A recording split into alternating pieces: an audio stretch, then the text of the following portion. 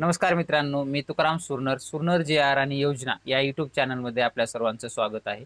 आजच्या व्हिडिओमध्ये महत्त्वाची माहिती पाहण्याचा प्रयत्न करणार आहोत आपण. तो म्हणजे 13 मे 2025 रोजी मंत्रिमंडळाची बैठक पार पडली आणि त्या बैठकीमध्येच महिला व बालविकास मंत्री अदिती तटकरे यांनी बैठकीमध्ये चर्चा करत असताना त्याच्यामध्ये मुख्यमंत्री माझी लाडकी बहीण योजना यांच्यासाठी मदत कक्ष लवकरच स्थापन करण्यासाठीची घोषणा त्याच्यामध्ये त्यांनी केलेली आहे. आणि मुख्यमंत्री माझी लाडकी बहीण योजना जी काही असेल, तर ह्याच्यामधल्या ज्या काही लाडक्या बहिणी लाभार्थी असतील, त्या लाभार्थ्या महिलांसाठी जर पाहिलं तर लाभार्थी महिलांना आर्थिक साक्षर करण्यासाठी विशेष कार्यक्रम राबवण्याच्या सूचनाही मंत्री अदिती तटकरे यांनी दिलेल्या आहेत. तसेच संपूर्ण राज्यामधील जे काही बालविवाह रोखण्यासाठी उपाययोजना करण्यासाठी किंवा बालसंगोपन योजनेच्या लाभार्थ्यांना लाभ मिळत असेल किंवा विद्वांचे कृती दल असेल किंवा याच्यामध्ये दी चिल्ड्रेन्स सोसायटी संदर्भातील जे काही आढावा असेल, ती बैठकीमध्ये या सविस्तर ह्याच्यामध्ये घेण्यात आलेला आहे.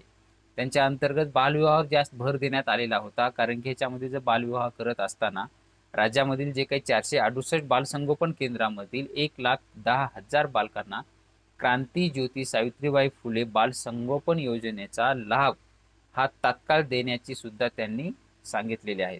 विवाहमुक्त राज्य करण्याच्या दिशेने कारवाई करणे गरजेचे आहे. त्या संदर्भात त्यांनी बोलत असताना सांगितलं की जास्तीत जास्त लोकांपर्यंत याची जनजागृती करणं, यासाठी मोहीम राबवणे असेल, तालुका स्तरावर माध्यमिक शाळांमध्ये बालिका पंचायत सुरू करणे असेल आणि या बालिका पंचायतीमध्ये समवयस्क मुली आपल्या ज्या काही समस्या असतील त्या समस्या मांडू शकतील आणि त्यामधूनच जेणेकरून बालविवाह रोखण्याचा प्रयत्न सुद्धा करता येईल. याचबरोबर बालकांसाठी मुलींसाठी असलेल्या योजनांची माहिती सुद्धा या बालिका पंचायतच्या माध्यमातून जास्तीत जास्त मुलींपर्यंत पोहोचता येईल असं सुद्धा त्यांनी यावेळेस सांगण्यात आलेलं आहे.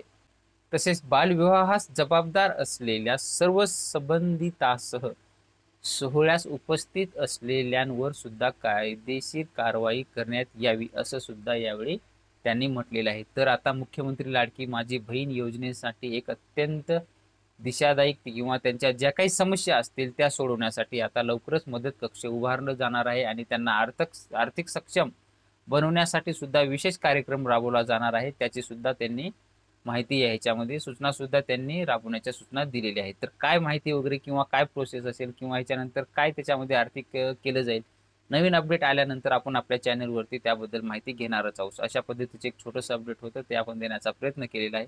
असेच नवनवीन व्हिडिओ आपल्या चॅनलवरती येत असतात. तुम्ही जे या चॅनलवरती नवीन असाल तर आपल्या चॅनलला सबस्क्राईब करून बाजूची बेल आयकॉन दाबून लाईक करायला मात्र विसरू नका, जेणेकरून व्हिडिओ अपलोड करताच माहिती तुमच्यापर्यंत पोहोचवली जाईल. भेटूया नवीन माहितीसह नवीन व्हिडिओमध्ये. धन्यवाद.